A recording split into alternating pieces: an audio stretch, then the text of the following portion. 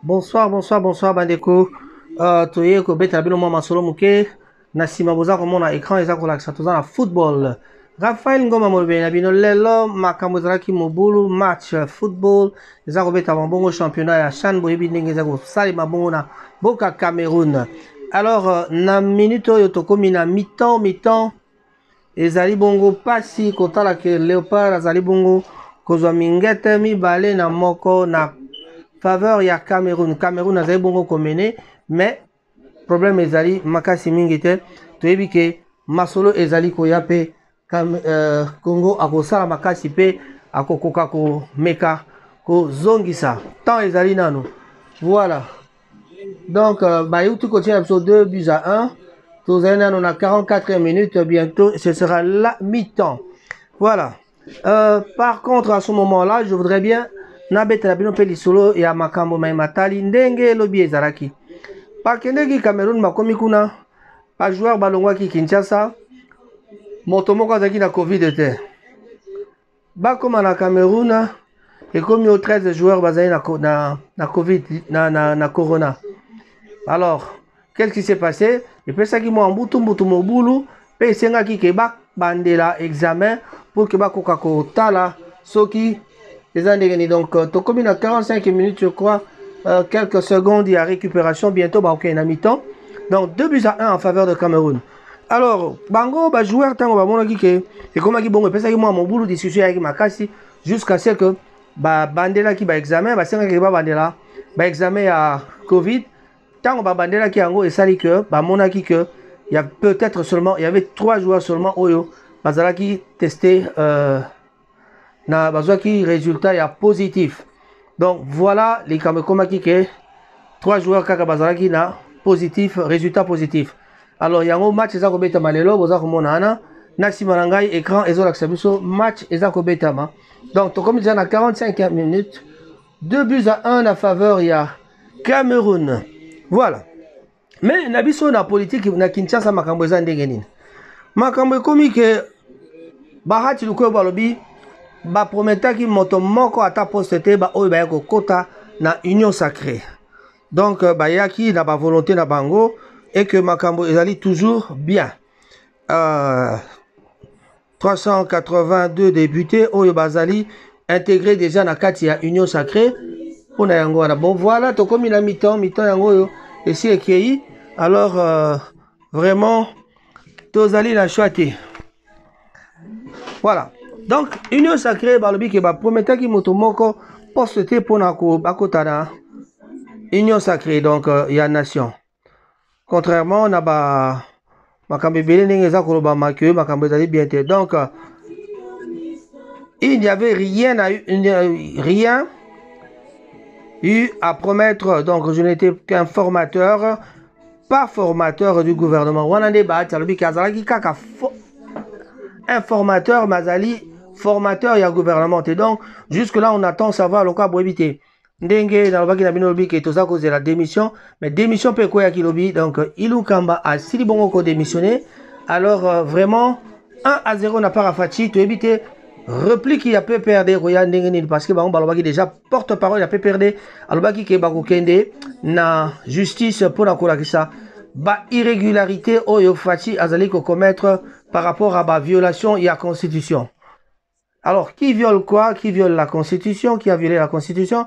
On se pose la question de savoir toujours, tout à la problème, il y a commis tout là. Est-ce que la Constitution, en gros, mibe ko ngo kaka quand ngambo moko de biko tanga to ngambo musuba ko sana nko ah itika la kama tout na bino ba réponse eza ko ya ngo moko le bina baki est-ce que ako démissionner lelo toyoki a démissionné. Donc voilà masolo ezali kaka ndenge boyoki wana. Donc ba prometaki moto moko te poko tana nini. Au lieu de poste, ils ont demandé des réformes notamment de la CENI dans le mode d'élection des gouverneurs. On s'est donc rendu compte que nous étions tous sur une même longueur d'onde. Donc bango ba konsataki que bazali sous une même longueur d'onde, c'est-à-dire bazali vraiment ko kana malamu na ndenge bakutanaki kuna na makambo mai matali union sacrée. Donc batutu bazali d'accord que makambo salama nano na ndenge ya d'abord ba réforme wana et qu'on va d'abord réformer CENI parce que 2023 ils avaient pembé ni toko kene la makambo matali élection. Donc ma ponomi ekoya kalate. Voilà donc wana pona koloba makambo ya etali le formateur non l'informateur plutôt. Prêcher l'union sacrée. Désigné informateur le 1er janvier 2021 par le chef de l'État. J'étais donc aussi en train de prêcher tout en identifiant et en convaincant mes interlocuteurs. Voilà, donc mon salana ezalaki a identifié bato banani balingi okene na union sacrée, pe il fallait sikoyo pe akamata à convaincre bango que voilà, tant boya a tozo kene ko travailler en esprit tel temps. Mission na ezalaki yangwana, donc je crois que à ce niveau-là, on pourra dire que Bahati Lukwebo a salaki mosala na malamu et que tout comme une phase ya causé là, totale étape suivante après ba élection ya nini. Tout le monde a déjà makametali élection Kabunda kene kotika candidature na ye, donc na bazalaki accompagné na Kabuya et kozala ndenge nini parce que tout le monde mboso peut azali toujours ko postuler, donc un des deux toloba Mboso restera président et Kabunda plutôt Kabund Jean-Marc Agotikala lokwa akozonga na poso azalaka nango ya vice-président. Voilà. Donc mapeka bakiti saki et komata lisusu. Voilà.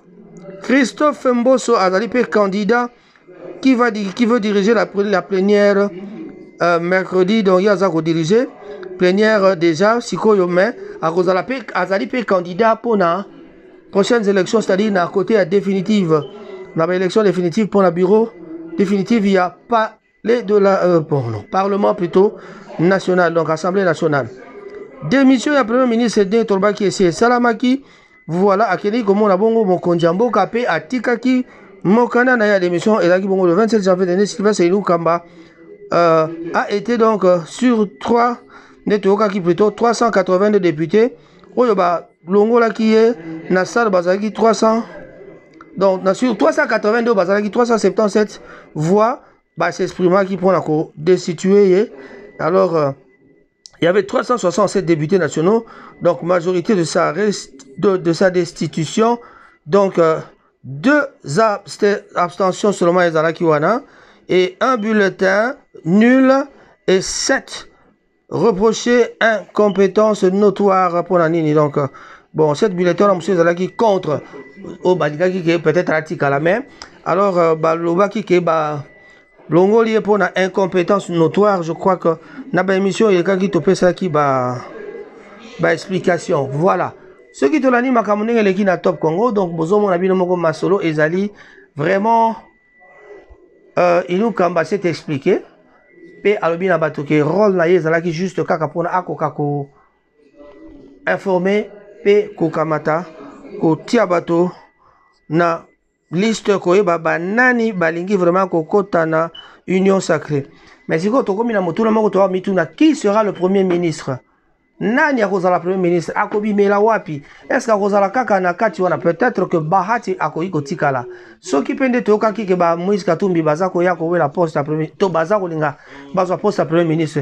Donc on aura un certain le Tundula ou alors Olivier Kamitato qui sera premier ministre.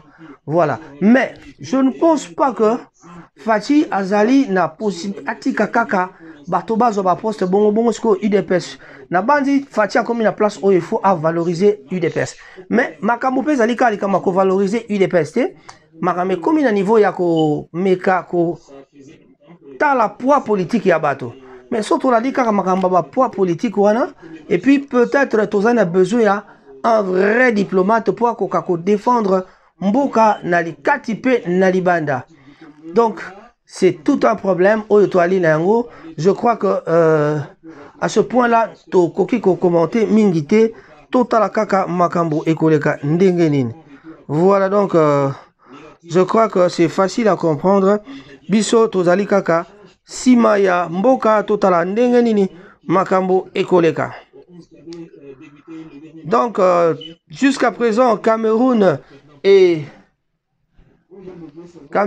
na Congo match eza kobeta mabongo kuna na Cameroun Chan et pas boyebi que championnat ezali kosalema.